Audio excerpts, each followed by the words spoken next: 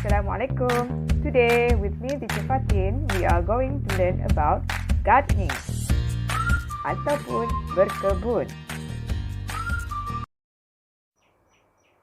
First, we will find out the types of gardening tools. Alatan perkebunan. Shovel.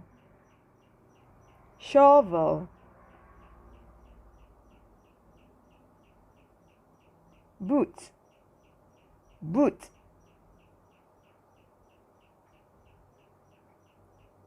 Trowel.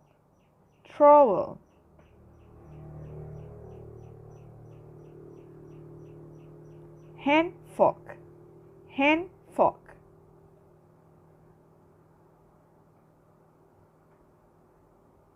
Hose.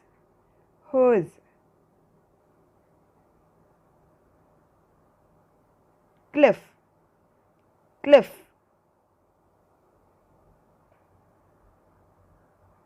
Rack. Now, we will learn about the types of vegetables. Jenis sayur-sayuran.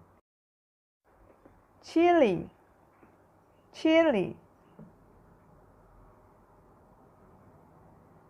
Cauliflower.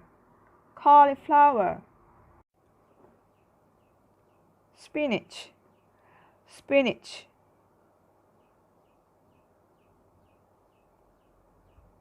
Okra.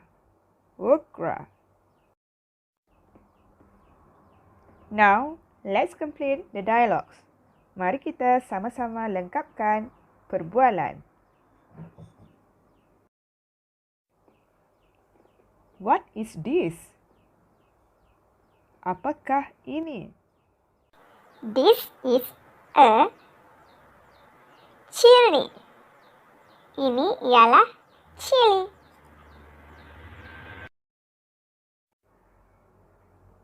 What is this? Apakah ini?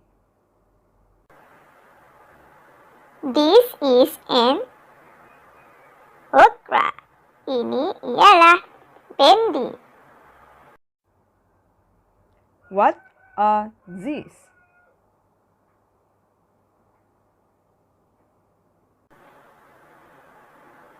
These are trowels.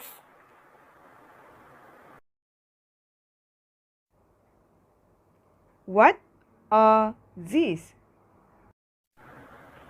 These are racks. Well done, everyone! Today, you have learned a few types of gardening tools and the types of vegetables. Thank you. See you again. Bye!